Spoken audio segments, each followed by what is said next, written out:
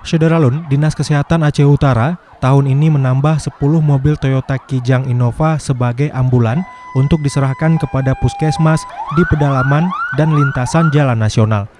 Diharapkan dengan adanya penambahan armada baru ini dapat meningkatkan pelayanan kepada masyarakat.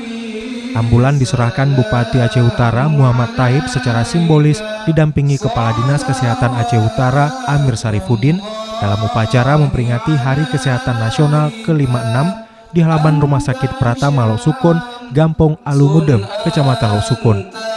10 puskesmas yang mendapat mobil ambulan baru itu masing-masing Puskesmas Cot Gire, Nibung, Lok Sukun, Babah Buluh, Banda Baro, Lapang, Payabakung, Pirak Timu, Sampoinit, dan Puskesmas Langkahan.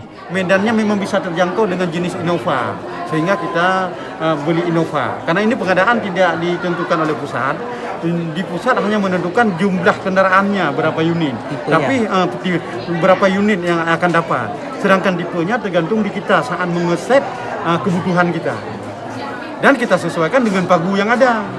Misalnya ke tahun ini dana DAK kalau tidak salah sekitar 1,6.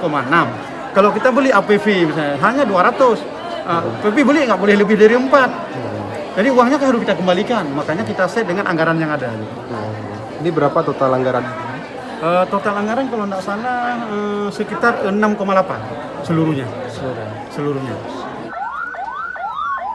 Seusai menyerahkan bantuan ambulan, Bupati Aceh Utara juga menguji coba menyetir ambulans. Dari Lok Sukun, Jafarudin, Serambi On TV.